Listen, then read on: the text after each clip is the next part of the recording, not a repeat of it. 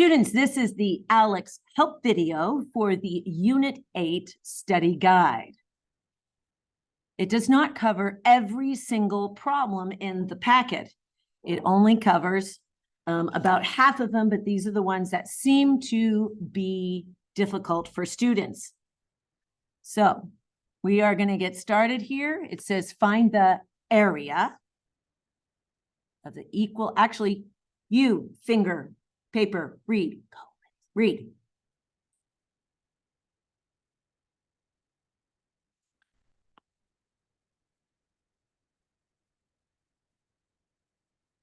Couple things we want to notice here is we're dealing with area.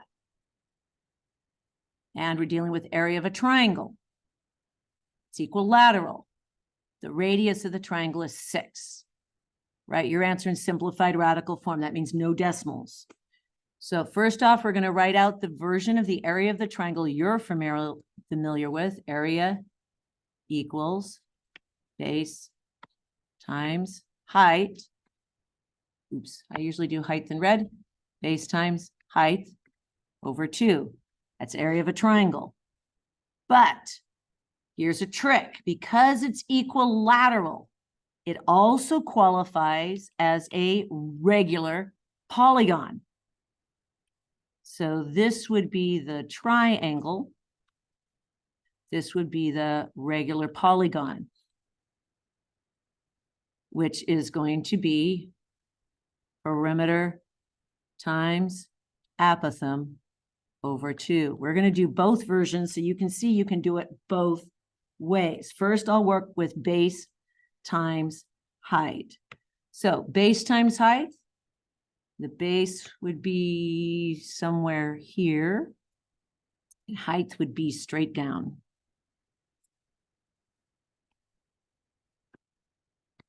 Equilateral, all 3 sides equal, which means all 3 angles are equal. Ladies, what is it? Which means we have 60, 60, 60. Problem is, all we have is this 6 going from here to here. So you can see right now we're doing a 30, 60, 90, short leg root 3, short leg times 2. So we're going to work this triangle. We're going to drop it down. That radius is 6. This would be our short leg. So we do our little arrows. Short leg to hypo is times by 2. Short leg to long leg times root 3. So it reads something times 2 is 6. Of course, that's going to be 3, which makes this edge from here to here 3 root 3, which makes our entire base 6 root 3. So right now we just got the base 6 root 3. The height, however, is that giant red thing. So we only have a portion of it. But if you trace this radius from here to here, that's a radius center to corner. You can swing it around center to corner here. Same thing. So you just now got your height. 6 plus 3 is 9 over 2. If we were to do perimeter times apothem over 2, you follow the same process. The perimeter, you'd walk it around like this. So that is 3 times 6 root 3. That's our perimeter. Times your apothem, and your apothem would be just 3 right there over 2. And you can see if you do the math for both, 6 times 9. Oops, nope, key to multiplying is not multiplying, it's factoring, so I'm going to do that. 27 root 3, come over here.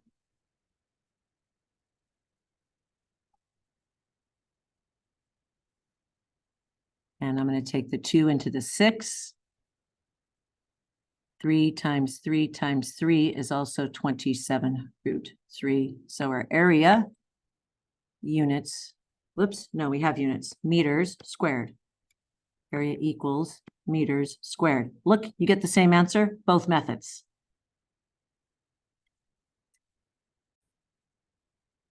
All right, let's do the next one. Ready? Put your finger right there. You are reading aloud. Go, read aloud.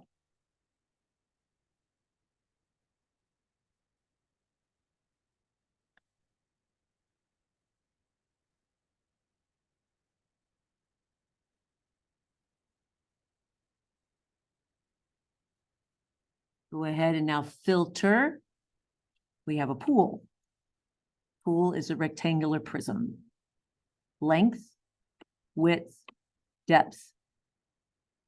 Water's being pumped in at a rate at 20 meters cubed per hour. How many hours does it take to fill the empty pool? So rectangular prism, so that means we're going to start with a rectangle right here. Rectangle. Our length is 16. Our width is 5. And again, this is in 3D, so you have to kind of think of that as the top of the pool and the depth. This is kind of like a little shallow pool for kids to play in. Our depth is 3 meters. Here you have a hose, and it is pumping water into this pool at a rate, hose, of 20 meters cubed per, watch your time, hour. So obviously you need to find the volume here. Volume equals base times height for a prism. Shade the base. Always, always shade the base. There's 2 of them. I'm only going to highlight this one. There's your base. That's obviously a rectangle, so we're just doing 16 times 5 times your height, which we already have, which is 3. So I'm going to collect like terms. So I have 16 times 15.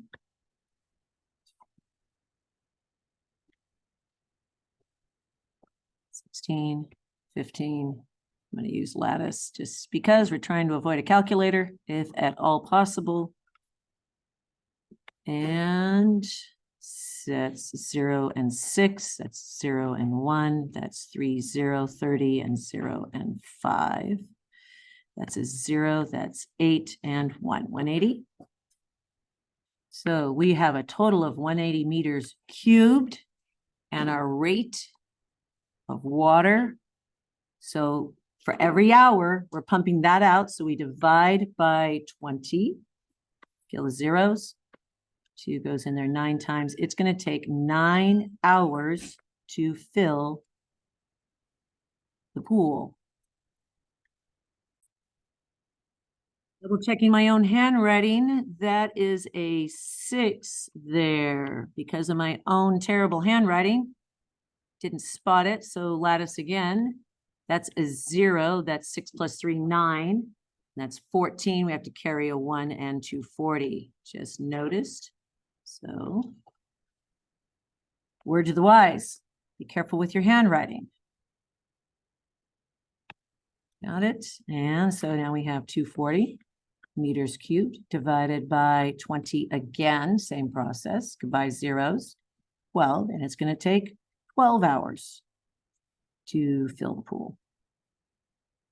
And careful with your letters and your numbers that you don't mix them up, because even the teacher can make mistakes. Thank you, Chris. All right, these I call the fun ones. There's literally no mathematical, numerical process involved, but it is a very mathematical concept because geometry is all about things. So what I recommend you do here is you take your hands and you imagine this as a patterned paper. And if you color code it, it kind of makes things helpful. Do you see what I'm doing when I'm color coding? I'm color coding alike kinds. And you can use like stripes and dots if you want. That's going to help. Okay. So I'm going to color code it because I can. You can use like stripes and dots. But so take that pattern. Imagine if you were to fold it, what it would look like.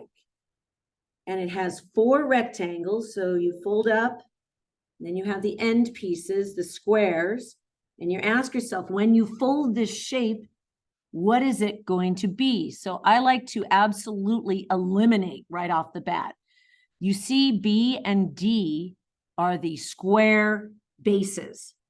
So right off the bat, anything that isn't B or D, we don't even look at. So there's D here. So that's a possibility. There's a D here. That's a possibility.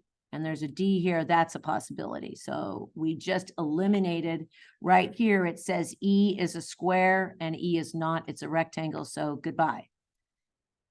Now we have to check the other ones. What would join to what when you fold it? So we'll check them one by one. So you take here A and E, and that would be this edge length. So you imagine if you were to fold it, would A and E connect? And the answer is yes. All right. Take a look at this next one, E and B. Oh, nope.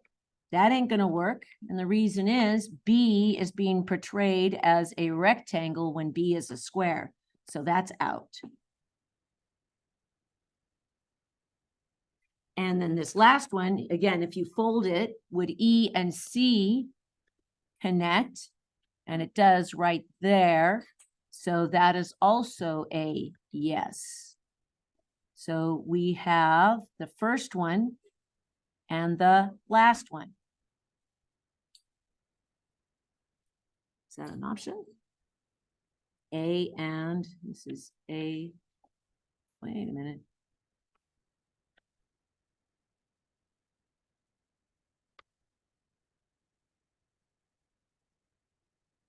Wait a minute, E and C are, no, E and B, no, E and B are definitely out. E and B definitely out. So it should be A and D. When the net is folded into a solid, which pairs of faces are parallel? Parallel. That's, I should have read the instructions. That's what I get for not reading the instructions. So you look, would D and F be parallel? No, because D and F would join. Would E and F be parallel? The answer is yes, because they'd be on opposite sides. This would be in the front. This would be in the back. Would B and D be parallel? Yes, because they're the bases. Would A and C be parallel? Yes. Then it says which would be correct. That would be this first one. Yes. And the last one. Yes. So you pretend you fold it and then you answer those 2 questions. Parallel, yeah. All right. Here we are doing composite shapes. And it says a regular hexagon. So right off the bat, add your hatch marks. It's regular. Is inscribed in a circle. So we have a composite shape radius of 6. The hexagon has the radius. Watch the grammar there. Find the area of the shaded region. And this is a composite shape. This is a negative composite shape. We want this in exact terms. So first off, we're just going to do our icon equations. We're going to do a circle.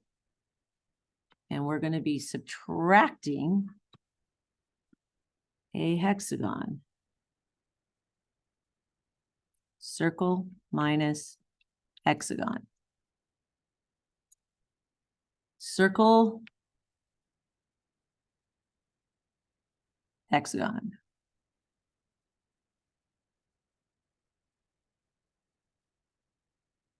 So our circle is really easy because the radius of our hexagon is the radius of our circle. Units.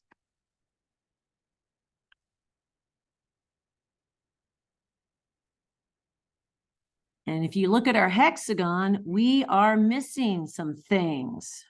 Do we need the perimeter? Yes, we need the perimeter. The perimeter would be blue.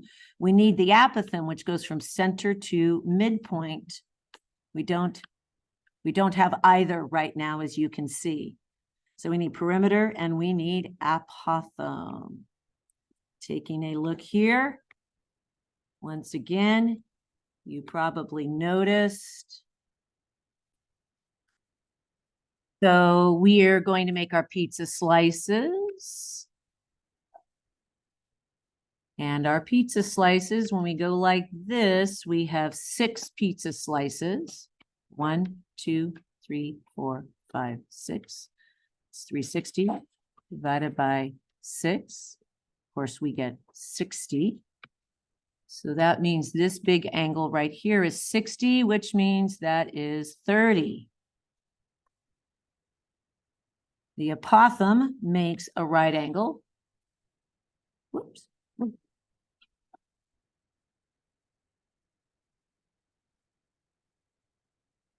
So we have ourselves a 30, 60, 90, short leg root 3, short leg times 2. 30, 60, 90, short leg root 3, short leg times 2. So here we are. You figured out that that's a 30, 60, 90 triangle right there. And that's 30, that's 60. So that would make this our short leg.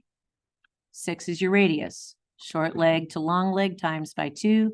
Short leg to long leg, short leg to hypo times by 2. Short leg to long leg root 3. So you see right now that this is going to be 3. And our apothem is 3 root 3. Which makes our entire side length 6. Now we have everything we need. Means our apothem is 3 root 3. One edge length is 6, and it's the same all the way around. So we come over here, perimeter, walk it around, 6 times 6. It's your perimeter. 3 root 3 is your apothem over 2. Careful, don't drop that 2. You can take the 2 into either 6, it doesn't matter. It's 9. So that's going to be 54 root 3. Now, it says do not approximate. That means exact terms. So your final answer, be careful how you enter this in ALEKS. It's 36 pi minus 54 root 3. You put your units, believe it or not, this is a singular number. It's an exact form number. So don't see that as 2 numbers. It's going to be yards squared. So you put your units at the end there in exact terms.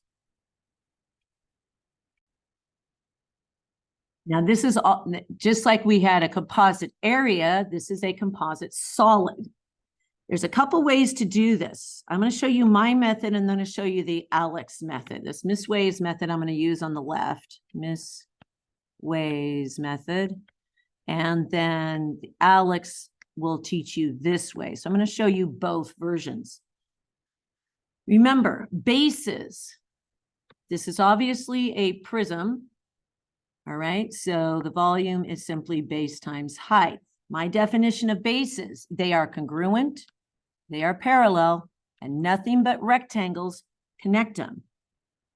So in my picturing of this, your bases are the front and the back T-shapes. The front and the back T-shapes. Those would be your bases. Why? Because 1, they're congruent shapes, and there's only 2 of them. 2, they're parallel.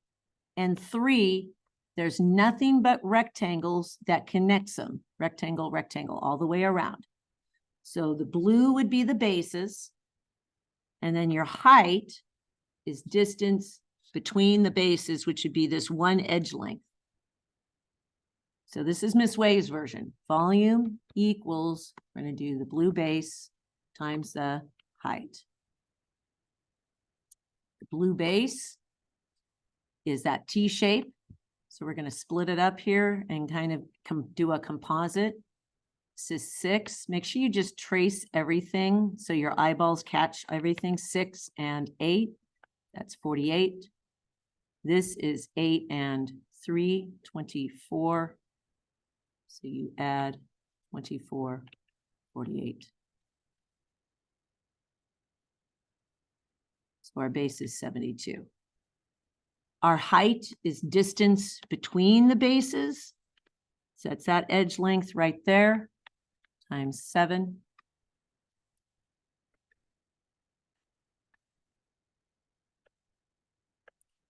(72) times 7.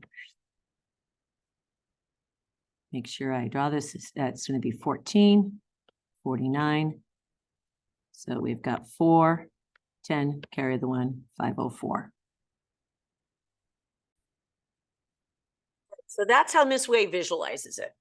Alex is going to have you visualize it like this. 2 completely distinct solids. So you have this one, think of it as 2 completely distinct solids. So you have this solid, which is kind of the taller-ish one. So I'm going to draw it here. Let me get a little bit closer here. So this one in black, I'm going to do this one in black.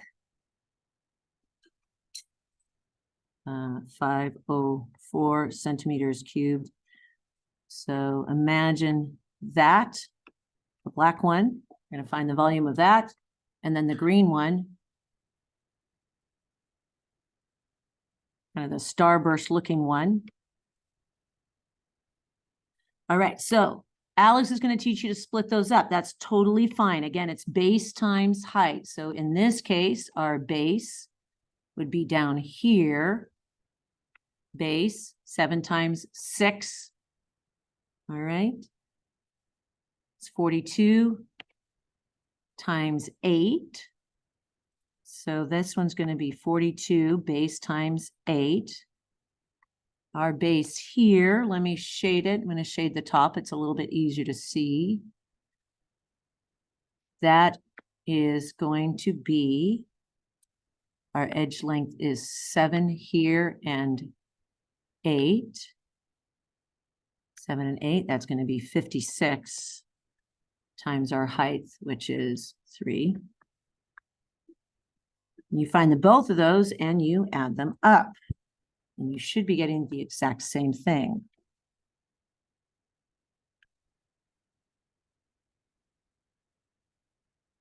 (42 times 8, 56 times 3. That's 16, 32, 18, 15, 6, 3, 3, 8, 6, 1. So I got 336, 168. Add them up. 14, carry the 1. 0, carry the 1. 504. Check. 504 centimeters cubed. You can use whatever version makes sense to you. All right, I think we got, what, 3 more? We'll just make it. 2 more. Only 2? 2. We'll make it. All right. We're into solids. Says here, a factory makes candles. Each candle is a triangular prism. Notice the word prism. So right off the bat, prism is base times height. If the factory makes 42 candles,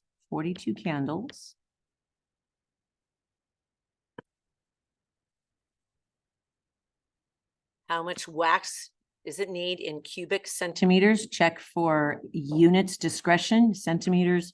So we don't have to worry about meters to centimeter 3-dimensional conversion. So step number 1, we shade the base. Your base is going to be bases, these triangles, but you only need to find one. So the area of a triangular base is going to be, notice lowercase b, base times height over 2. That's the area of your triangle. Base and height always makes a right angle. So our height is going to be right there. Our height is 7. Our base, therefore, meets it at a right angle. So it's 10 over 2. So we got 35 cm cubed for the wax for 1. And we have 42 candles. 42, 35.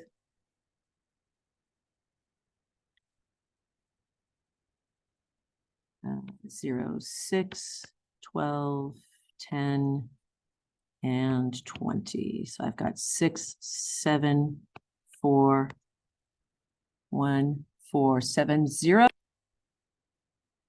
All right, so this is what we get. We need to label stuff. So that 35 is only the, always keep track and label what we're doing. I went astray. That's only our base. And it's base 35 times our height, which is 6. And you get 210. That's 210 centimeters cubed. And now you times that by 42. 210 centimeters cubed.